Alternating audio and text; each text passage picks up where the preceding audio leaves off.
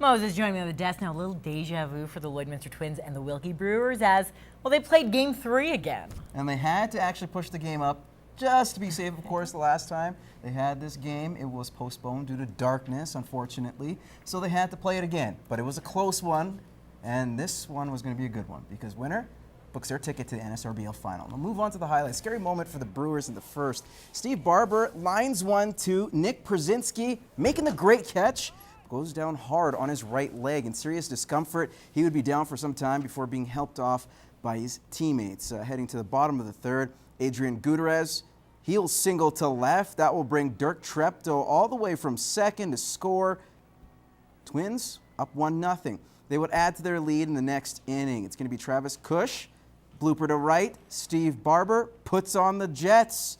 Can he beat the tag? It's a little ways out. Yes, he can. Twins now up 2-0. Meanwhile, Chris Osmek on the bump. Twins ace, awesome as usual.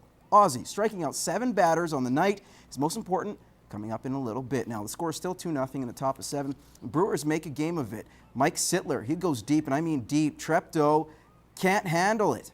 That means Robert Say safely comes in to score, cutting the lead in half. So with 1 out, bases juiced, Osmek gets Brendan Fell swinging at nothing. Very, very fortunate. Next batter, Cody Wilgenbush at bat. He hits it deep to left.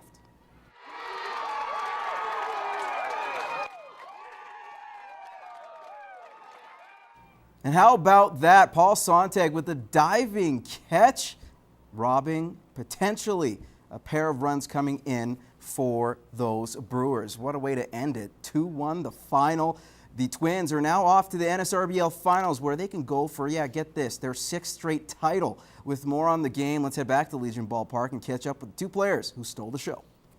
Oh man, I was nervous, but I just got put in the 7th there, so I had to, I don't know, it was a pretty clutch position to be in, I guess. And yeah, when he hit the ball, I was thinking there was no way I was going to catch that, but I guess got a good start on it, and yeah, ended up pulling it off.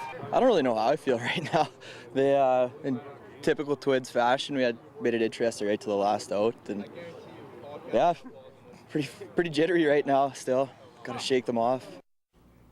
Paul, way to make a statement there. All right, we'll move on to the Border City Blue Jays now. They were unable to punch their ticket to the NSRBL Finals after losing 5-4 in Game 2 to Unity. Now the Jays would lose on a game-winning pass ball and extending the series to a 3rd and deciding game tonight. Now that's the 2nd straight series the Border City squad has had to go the distance. It was a disappointing loss to say the least. We were up 4-3 going into the 7th, and a couple major mistakes on our part led to their victory, and it stings a little bit when you know you're the reason why, and the other team didn't necessarily do anything to earn it. So the Jays have options for the mound tonight, either going with Colby Field or Jason Fector for Game 3, having all the confidence they will be able to secure their spot in the finals for a rematch against those Twins. If we play air-free ball or definitely limit the mistakes, we're going to be just fine. So that's the defense shows up, then we have all the components going and ready to move on into the next round. First pitch for tonight's game is at 6:30 from Legion Ballpark. And that is your first look at sports. Bart Patiasek and his wonderful smile will have your weather details coming up. The Lloydminster Bantam AA Twins season has come to a close, but for some on the roster and the coaching staff, there's still another week to go. Well, sometimes coaching's not a very thankful job. So if I got that honor for any reason, it's because of the team and the other coaches. So we'll leave it at that. A huge honor for Morel and some of his members as his team, as they will represent Zone 7 at the Bantam Selects tournament in Regina. Half the 12-man roster will be made up of players from the Bantam Twins, while the others be made up from players from Biggar and North Battleford. Now, the Selects tournament is used as a way for scouts to look at potential ball players, and Morel says the main goal is to put these youngsters in the right position to excel.